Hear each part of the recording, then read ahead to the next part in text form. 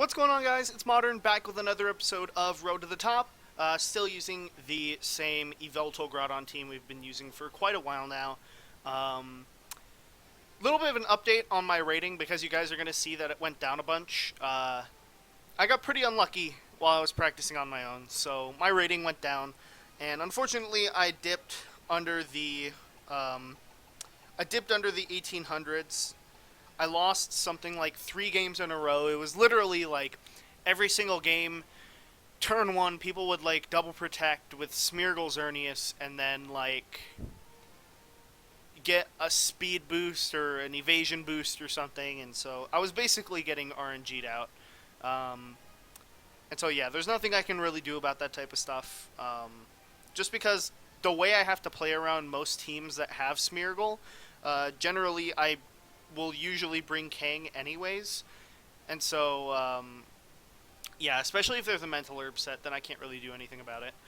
First opponent for today is going to be Joker's Wrath. They're going to be using the infamous Big C team, the Big Six with Cresselia on it instead of Thundurus or Talonflame. And I'm just going to go with my usual setup. The only time I ever, if you guys are wondering, because this is pretty much like the lead that I always bring. The reason that I go with this setup is because since it's best of one, it covers pretty much everything except Scarf Smeargle, and since Scarf Smeargle is just really not common, and even then it's not consistent at all, I am usually just inclined to go with my usual setup, because like I said, it's best of one. Most people aren't using Scarf anyways. My opponent's going to lead Kangaskhan Smeargle into my Kangaskhan Yveltal, so turn 1 already coming down to a 50-50. Normally I would double protect in this situation, but since Yveltal has the Assault Vest, I'm actually going to fake out their Kangaskhan for this first turn, as well as just go for a Snarl. The Snarl is just in case if for whatever reason they decide to go for the Dark Void with Smeargle. Generally speaking, like, it is not in people's favor to go for the Dark Void turn 1 against a Kangaskhan, just because if we trade Fake Outs, then you're pretty much losing your Smeargle. As they're actually not going to Mega, so they're going to go for the dumb lead, or the dumb play with going for the Fake Out trade and then just Dark Void. So it's unfortunate for us, but that's fine. And they show that they aren't actually Scarf or anything, so this is going to be a pretty dumb situation now. Oh, Kangaskhan actually avoids, so that actually puts me in a pretty good spot. As they're not Moody Smeargle, so they might actually be the Min Speed variant. Right here, I'm just going to protect the Kangaskhan and go for a Snarl. The reason being is that I don't want them to I don't want to attack into King Shield, and I also don't want to potentially take a Low Kick or a Power-Up Punch here. And so this pretty much means if they just attack with both of their Pokemon, then I'm just put into a really good situation. I obviously burn a turn of sleep, which is good. And obviously not attacking into a King Shield or anything is pretty good as well. So I think most likely what they would do here is either follow me or... Okay, and they actually have Spike Shield. I was going to say probably follow me or Spiky Shield and then a Power-Up Punch or Low Kick into Kangaskhan. No real reason for them to attack into Yveltal here, as they actually do attack into Yveltal. They attack into Kangaskhan. But yeah, now I can just go for Double Edge onto Smeargle and a Foul Play onto their Kangaskhan. If they go for the Power-Up Punch again, then I can potentially wake up here and then get a free knockout with the Foul Play. And then Double Edge almost surely knocks out the Smeargle right here, I think. Given that they're not Moody or anything, it means that, yeah, I don't think, yeah, you can't expect to survive a Double Edge. Even with max HP and defense, they shouldn't be able to survive this. If they switch out into anything, that puts them in a really bad position, since Double Edge recoil plus Power-Up Punch shouldn't be able to knock him out. Or shouldn't knock out my Kangaskhan. Alright, I win the Speed Tie, doesn't really matter here though. Double Edge is going to go into the Smeargle and KO it, and hopefully Yveltal wakes up, because like I said, if I do wake up, then I get a free knockout with Foul Play. I mean, if they go for a return, that could also be a good play, because they could potentially knock out my Kangaskhan. As Yveltal sleeps, and they're actually an adamant Kangaskhan, so... Now that I think about it, this isn't actually too bad, because my Kangaskhan still outspeeds them.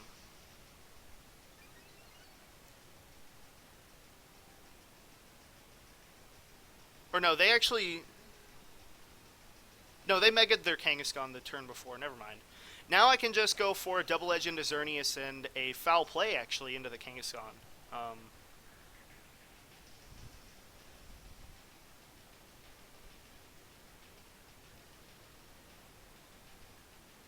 Yeah, and this pretty much means that... Yeah, they're just going for Sucker Punch anyways. If I don't wake up Yveltal, I lose here. If I do, then I'm pretty sure I win. Okay, and that means I lose. But they go for Dazzling Gleam, so I don't lose then. Never mind. That was a really dumb play on my opponent's part. Now I can just go into Grisselia, and I'm actually in a good position now. That was a really dumb play not to go for the Geomancy there. Maybe they're choice specs or something.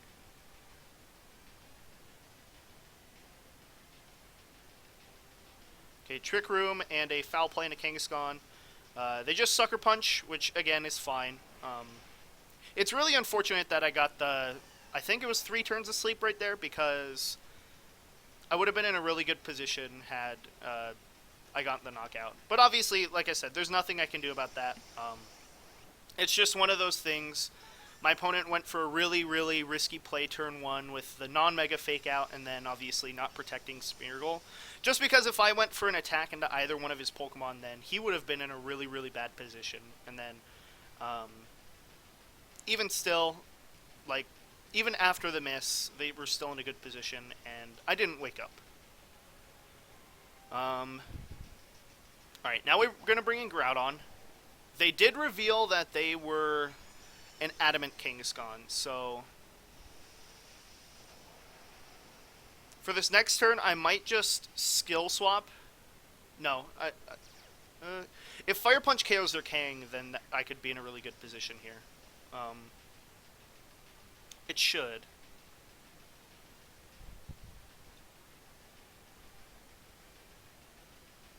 Yeah, I'm going to skill swap my Groudon and then go for a Fire Punch, I think. And they just attack with Xerneas. That's also pretty risky. And that does a lot. Like I said, they are adamant, and a Moonblast probably KOs Groudon here too, so that really sucks. It's unfortunate, but like I said, it came down to sleep turns. There's nothing, it's completely unavoidable. Like I said, my opponent went for a really extremely risky play, and it paid off. The only way I can win here is if Moonblast doesn't knock out my Groudon. And they actually went for a really bad play and went for a Dazzling Gleam. And I mean, they're just going to have Groudon in the back. There's nothing I can do in this situation. Like, the only way I guess I could win is if they protect Xerneas and then they allow me to KO their Groudon here. But most likely, if they're not dumb, they're just going to go for an attack with both of their Pokemon. Alright, so the only way I can win here is if they protect Xerneas and I can KO their Groudon.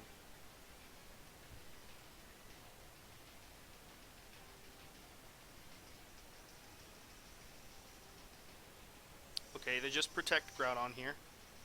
And that's weird that they didn't protect Xerneas, but yeah, that was still a really bad play, because if I targeted Xerneas and I could knock them out with Fire Punch, then I could still win. But yeah, they're just going to Dazzling Gleam. So yeah, unfortunately, the streak of losses to Smeargle is still continuing. At the very least, my opponent didn't have Moody or anything. There was no super big RNG. It just mostly came down to my Yveltal slept for 3 turns. So, like I said, there's nothing I can do about that.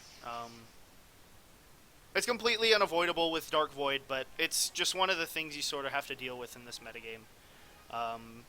If people go for risky plays, if they're risking if they risk the chance that their opponent's going to go for a standard play, um, like me fake outing into Smeargle, then that's, like I said, there's nothing I can really do about that. And that's what I was saying at the beginning, is that since it's not best of three, you don't know what your opponent's sets are. You don't know what type of player, how good they are. Besides the fact that on Battle Spot, you don't even know who you're playing against, really. That's like one of the main differences between real events and playing on Battle Spot. We're going to find Jack Atlas from Canada, 1770 rating. So pretty good rating. And a really interesting team. Giratina and Reshiram, along with Cobalion, Lapras, Klefki, and Sceptile. What am I going to do against this? Yveltal does a pretty good job beating pretty much everything here. I think I can just go Kang, Yveltal, Groudon, Cresselia as per like my usual setup.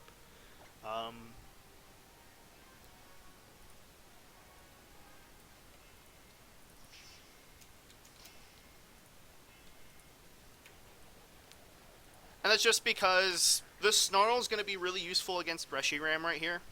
And Yveltal does a really good job against both Giratina. Yeah, it just does really good against Giratina and Reshiram. Cobalion can't actually knock out my Kangaskhan here. And I wonder what they're running on their Sceptile. There's a possibility that they could actually be running the Wide Guard. Or sorry, not Wide Guard, the Quick Guard, so my Fake Out won't do anything. But I think what I'll do for this first turn is just go for a Double Edge into Sceptile and then a Snarl.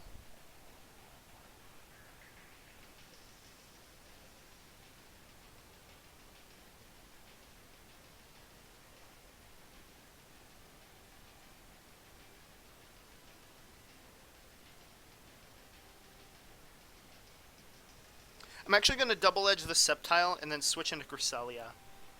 Because if they switch in Cobalion on an attack from Yveltal, that could put me in a really bad position.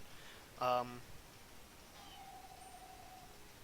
then just the Trick Room's really strong against their team in general, too. So let's see. Sceptile's going to Mega Evolve this turn. If they're like Scarf Reshiram and they double into Kangaskhan, they might be able to knock me out with a combination of hits, but most likely I can just get, like, even if they get a KO right here, I can just bring in my Groudon for free. Sceptile actually goes for the Quick Guard, so correctly predicting the Quick Guard right there puts us in a really good position. Heat Wave comes out from the Reshiram, and it's not really going to do any damage right here to Kangaskhan. The Double Edge is almost definitely going to knock out Sceptile here too, as it does, so that's pretty good. Yeah, and Heat Wave is pretty interesting on Reshiram too. Normally you see people running Fusion Flare, I think it is, or some sort of variant of that attack. And they actually bring out Klefki here too, so I'm completely fine with that. I'm just going to go for a Double Edge into Reshiram, and I think just a Trick Room.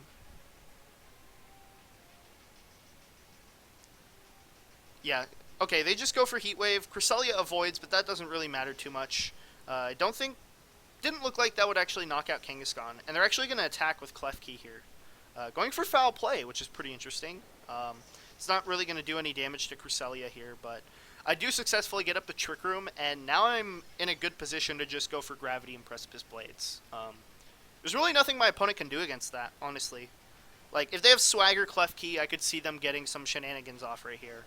But, I mean, Reshiram is confirmed to be Scarf. It did out... I don't know, actually, what speed it hits. If it's the same speed as the Kangaskhan tier, like base 100, then it was a speed tie. But there's a good chance they might be Scarfed. So, regardless, I'm still going for the Precipice Blades and the Gravity play. I think I just need to KO the Klefki here, as I actually do have the Swagger, so this is going to be pretty difficult now. If I hit myself and they have Earth Power or something on Reshiram. But if I do hit through, I'm guaranteed to get 2 knockouts here, unless Reshiram's like Focus Sash or something. Come on, Groudon. Okay. And it connects with both because of Gravity, so yeah. let's see, Focus Sash? No Focus Sash. Okay. So my opponent, I'm really not too sure how they got to 1770. It was like I was saying, though, earlier. Excuse me. Just best of one. If people have absolutely no idea what you're running, like, with my opponent running, like, they probably have Safeguard, Swagger, Clef Key. Quick Guard, Sceptile probably catches some people off guard. And then, of course, like, Scarf Reshiram, like Scarf Draco Meteor into Salamence and that sort of stuff. Can definitely catch people off guard. Although I'm really not too sure why they, like, use Giratina instead of anything else, but, oh well. So, at least we gained some of our rating back right there. The first opponent was definitely a lot more competitive. They made a really risky play game 1, and it paid off for them greatly, especially since my Yveltal stayed asleep for 3 turns, I think, so I wasn't able to win that game. The sleep turns got the best of me, and they made a good turn 1 play. As usual, guys, if you enjoyed the video, please go and leave a like. It helps me out a lot. And if you want to keep up with all this content as we head towards Nationals and Worlds, please make sure to go and check out my social media and hit subscribe. I'm ModernGamer, and thanks for watching.